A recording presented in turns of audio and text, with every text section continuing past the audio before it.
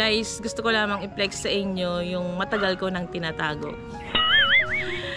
I-flex ko sa inyo yung pinaghirapan ko ng ilang dekada sa pagiging isang OFW. So, itong bagay na to, or itong i-flex ko sa inyo ngayon, ay hindi ito alam ng aking pamilya. Hindi rin ito alam ng aking mga kaibigan. Bakit? Kasi, pag nalaman nila na marami kang pera, uutangan ka nila eh. Hindi, joke lang. Hindi, bilang isang OFW kasi, kailangan din naman natin mag-ipon para sa sarili natin. Kailangan natin mag-invest para sa sarili natin. Kasi darating ang araw, hindi na natin kaya mag-abroad. Hindi na natin kaya magtrabaho. Kaya wag lahat ibigay sa pamilya. Magtira din para sa sarili. Kaya ito guys, gusto kong i-flex sa inyo kung ano yung pinaghirapan ko ng ilang dekada.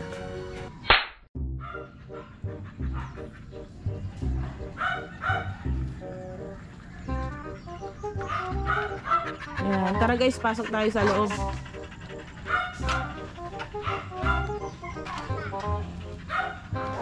Ituturo ko kasi, ba't parang may nakasampay na? Ba't parang may nakasampay na? May motor pa.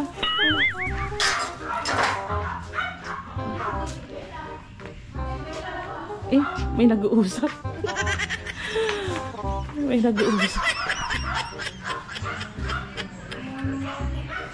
No, bakit? Bakit parang may tao na sa bahay ko? What? Bakit parang may tao na sa bahay ko? Hindi ko pala bahay ito. Dito sa Ate Angela. Si Angel, no? Angel? Angels. At saka si Ate? Ann. Si Ate Ann. So akala ko bahay ko to. Hindi ko pala bahay ito.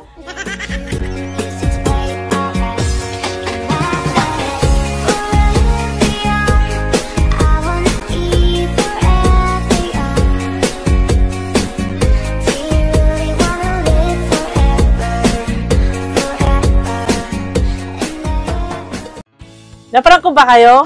Akala nyo siguro sa akin yung bahay, no? Hindi sa akin yun. Ang nagmamay-ari no, na isang OFW sa Europe. Nagtatrabaho siya sa yate. So, in-invite niya akong pumunta sa bahay nila. Napapasalamat ako sa kanya kasi isa ako sa iniidolo niya ng mga advocate. Kaya nung pagka-message niya sa akin, agad-agad ko naman siyang pinuntahan. Sa lahat ng mga interesado na gustong magtrabaho sa barko, panoorin nyo ang kanyang mga video. Meron siyang mga TikTok. Follow nyo siya sa kanyang Facebook page. I-explain niya sa inyo, step by step. Magtanong lang kayo sa kanya kung may mga katanungan kayo kung paano mag-apply. Alam ko wala namang qualification dyan as long as kaya mong magtrabaho. Basta makomply mo yung mga requirements na hinihingi ng agency. So, gusto ko lamang pong ipakita sa inyo, reflex yung bahay niya. So, pangalanan po natin ng isang OFW sa Europe. Siya po si Lisel Escarate. So, pinlex ko po yung bahay niya. Tinignan ko, so sobrang laki. Si Ma'am Lisel ay dati siyang nangungupahan dati. Si Ma'am Lisel ay isang single mom. So, nagsakripisyo siya para sa kanyang mga anak kasi nga single mom siya. Ang tanong, paano siya nakarating sa Europe? Paano siya naging seafarer? Si Ma'am Lisel ay high school graduate lamang. Hindi siya nakaka-college. Pero sumasahod siya ng 170,000 pesos monthly.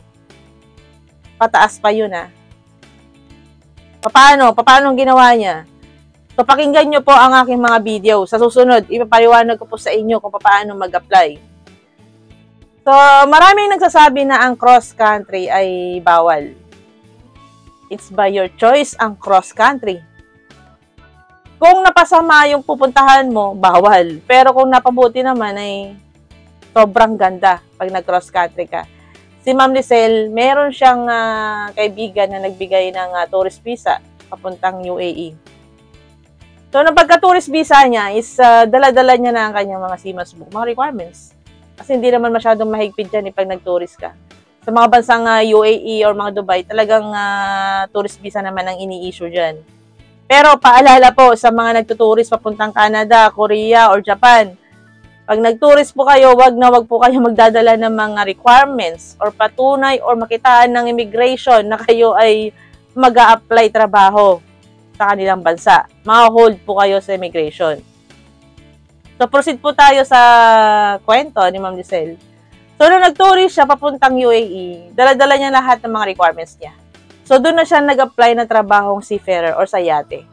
Kung doon ka kasi sa Dubai manggagaling or sa UAE, napakadaling pumasok ng mga ganyan, ng mga seafarer, barko, or kasi maraming hiring dyan. So, hindi naman siya nabigo. Hanggang sa nagtagal siya, tumaas yung ranko niya, tumaas yung sweldo niya, pinagkatiwalaan siya ng kumpanya. Si Ma'am Lizelle ay nag-success na siya sa lahat ng paghihirap na dinanas niya sa buhay. Kahit wala siyang asawa, meron naman siyang 4 na anak na inspirasyon niya. Naghihirap siya, nagpapakahirap siya sa trabaho para sa kanyang mga anak. So ngayon, yung bahay niya, binili niya ng 7 million pesos. Meron pa siyang sasakyan, ang ganda ng sasakyan niya. So sana yung kwento ni Ma'am Lizelle ay nagbigay ng inspirasyon sa inyo. Kahit isa kang DH or household worker, pwede kang magtrabaho sa barko or sa yate. Panoorin nyo lamang po yung mga videos niya. Magbibigay po ng inspirasyon sa inyo. At ipapaliwanag ko rin po on my next vlog kung paano po mag-apply. Para naman makatulong ako sa inyo.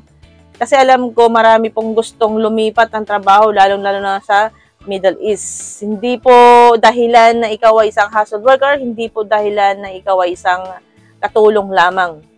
Kahit katulong ka, pwede kang magtrabaho sa barko. Tara guys, tignan natin ang bahay ni Ma'am Lizelle.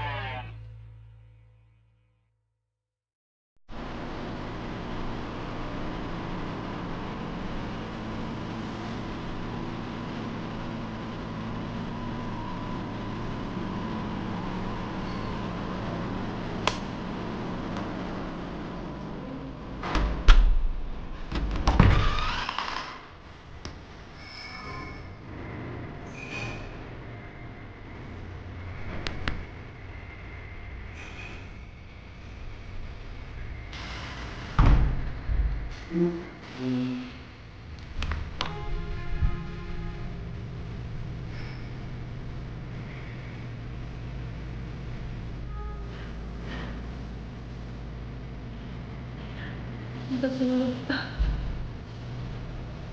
May natutulog pa ba?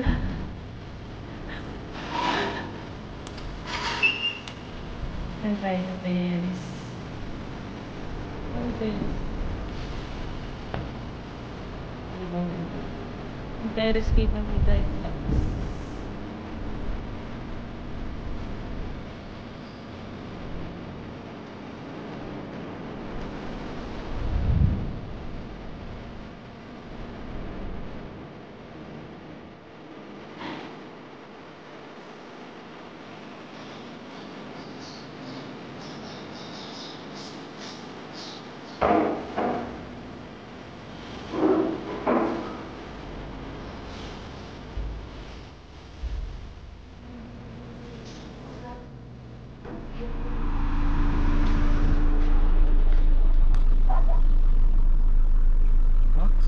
Marunong ka mag-drive?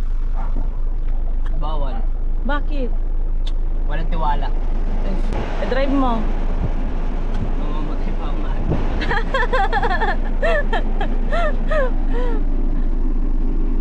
Masama na. Drive mo. Walang tiwala. Ikot tayo. Yeah. Yari tayo kay mama mo. Ha? Ano mo, pero Ayaw talaga ni mother. ayaw ni? Ayaw ni mother. Ayaw ni mother. Ayaw mo lang, baka magalit. Magalit pa. Hindi ko pala yung ano na ito. Mga ilang minutes mo inaano na start? Up to 25 minutes. 25 minutes. Ayan si Kuya Rainiel. So Kuya Rainiel, ilang taon ka na? 15. 15. So at your age of 15, alam mo na mag-drive, di ba? O, di ba, nakakagulat. Ha? Hindi naman. Mga merana eh. Mabilis mag-drive. Ano sila? Fast learning sila. So, saan mo natutong nag-drive? Parang self-taught po yun sa kotse, pero sa motor ay sa stepfather ko. Oh, really? Alam mo di mag-motor? Yes. Pwede na ako pwedeng kumuha ng license, kaso lang may age lang ako Oo. At saka pinip-implement ng LTO pag kumuha ka ng mga license, kailangan mo ng permit. Mag-school. Mag-school. License, school driving. Oh, school driving. So kahit na marunong ka mag-drive, hindi ka pinapatdrive ni mama mo. Hindi naman ako ka-drive na. Yung motor lang. Motorcycle lang. Okay. Pero kahit wala lisensya lang. Meron ka bang gustong i-shout out? Or Wala naman ako. shout out mo yung mga kapatid mo? Or ano? Hindi worth it para sa kanila. Hindi worth it. Bakit? I feel lang. Wow, naks naman. Ang gwapo niya. Hindi, Kuya Rainiel, di ba bata ka pa, marunong ka mag-drive. So ano yung mapapayo mo sa mga bata na katulad mo na? Payo ko lang sa mga bata dyan na marunong mag-drive. Huwag na kayo muna mag-drive. Maghintay na lang kayo mag-18 bago kumuha ng license. Sigurado huli kayo. At Ayun yung proper way. Yes, Okay. Pag nahuli kayo, napakasakit sa bulsa at mahal yan. Kung motorcycle ka, nagmumotor ka, sigurado hulihin ka. So, malaki din ang dun. Anong grade ka na, Kuya? Grade 10, 4th year of junior high. Oh, yun si Kuya Rainiel is anak ni Miss Lizelle, isang OFW sa Europe. Panganay siya. So, grade 10 ka na, tama? Yes. Panganay siya. So, napakatalinong bata. Gwapo. Kasi, yung buhok niya kulot. Kailangan ng haircut. Oo, kailangan ng haircut. Ang gwapo niya, di ba? Stress sa school. At saka yung boses niya, para siyang call center. I-follow nyo guys sa kanyang Facebook. Anong Facebook mo? I would not promote my Facebook account. Oh no, English speaking pa siya. So yun guys, Kuya Rainiel, maraming salamat ha. Lumapit ka naman. Yeah. Okay, mamaya mo pa i-off yan? Mamaya pa. Sige.